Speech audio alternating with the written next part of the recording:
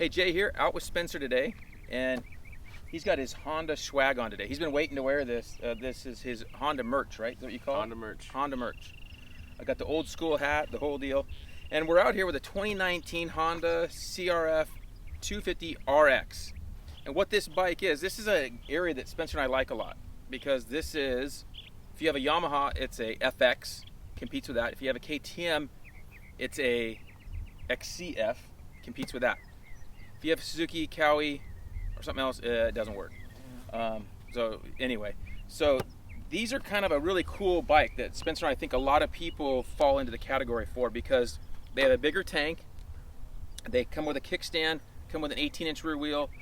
Some of the bikes, some of the brands offer different things, but the Honda is based on very closely to its R, to the 250R, and same thing, you know, if you went to a 450, it'd be the same thing. So this one's based very closely on the 250R model. Softer suspension settings, a different ECU setting, so it's a little softer, you know, power-wise, but the motor is basically all the same. Transmission's the same. That's one downside. With the KTMs, you get the different ratio. Yep. And we like that on the KTM. That we like the extra gear on the 350 XCF. The Honda doesn't do that. The Honda does come with a skid plate. It doesn't come with handguards, which is really bad for a bike that you're trying to promote like this.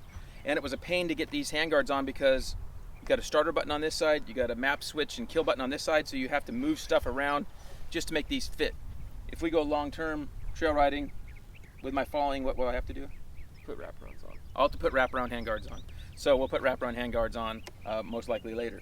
So right now we're going to ride this thing on some bit of trails, and we call it hill track, just that's out here in the hills, and then we'll be taking it to a track, a couple tracks, and riding it on the track. And that's what's nice about these bikes is, for a lot of guys, they can ride a track or a trail, they can ride on their field at their house, whatever, their grandpa's field, whatever they have, and they can ride a cool bike that's really good moto-wise, and then hit the trail. So, you know, in California, we ride a lot of tracks, but outside of California, guys are riding fields at their house in different places. So a, you know, RX model or an FX or an XCF is probably a good bike. And so with this Honda version, we really like the Honda 250. It's a little underpowered in that class, but it does rev out really well. And so we're looking forward to trying this thing, because we're really comfortable in Hondas. Yep. And you can see Honda, Spencer here is ready to go. Yep. So we're gonna, you know, spin some laps and do a little time on the trails and see what we think.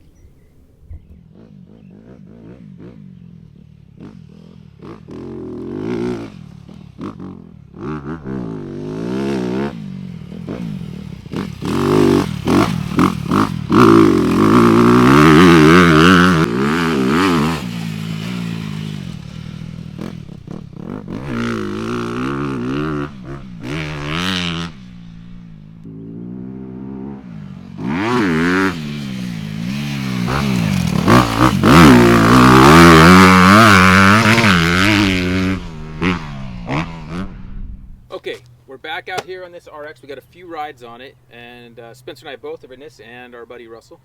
What'd you think? It's a great bike. As far as trails and track go, I'm happy with it. I'm able to go a speed that I'm comfortable with. It feels like a reliable Honda where you're going in, you know what it's going to do. It feels comfortable in the air, feels really comfortable in the corners. It's got that nice Honda suspension that everyone likes now with the dual springs. So it's good. I really like the bike. I think it's a really good bike for certain people. Again, I think an RX type model it has a broad range of people that can use the bike. On the track, I felt like the power was a bit stock. We rode a couple different tracks that were, you know, the deeper the track, then the motor was like woo woo. It wanted, you know, the drier track was fine. So the bike could use a little bit more power. But that's something we work on, of course, so I'll be doing that in a future project. That's not a problem. But as far as the average guy on the track, I think the bike could use a little bit more power, but it's a really good bike overall a lot of places. The tank is wide, and it freaks you out. It looks really wide right here.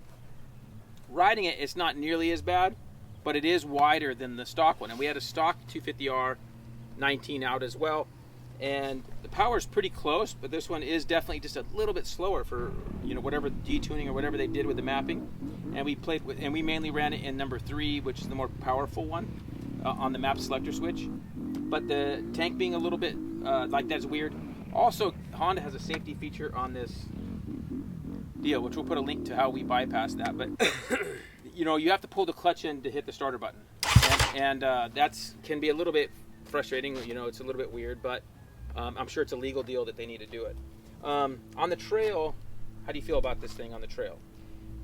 It feels similar to a either like a 250 4-stroke or a 350 4-stroke on that kind of thing, where it's not like a 300 or a lower like more first gear 2-stroke where you're able to like chug it. You have to commit on a bike like this, and I feel it's more aimed towards the faster speed guys, or maybe guys who are going to be doing more open stuff or going to be doing track and trail. Then that's the type of bike they would want to aim for. Okay, cool. And that's kind of what I thought. That I think this is a good bike.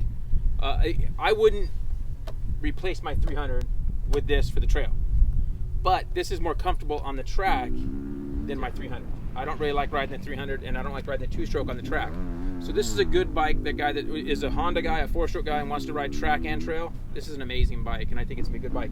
Couple downsides where that thing it doesn't come with handguards. It doesn't come with spark arresters. If you want to ride somewhere spark arrestor legal, you're gonna have to buy some slip-ons to have spark arresters on the rear. It does come with a skid plate, and again, from what we can tell, this is a pretty good, durable package, and I'm pretty impressed with the bike. I think it's a good, fun bike, and I think there's a broad range of riders that can benefit from it.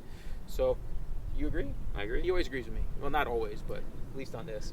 So, I still think I would love if there was a 350 RX. How would you feel about that? That'd be nice. So we'd like a 350 RX next, but hopefully that helps you out some, and we'll see you out in the track or trail soon.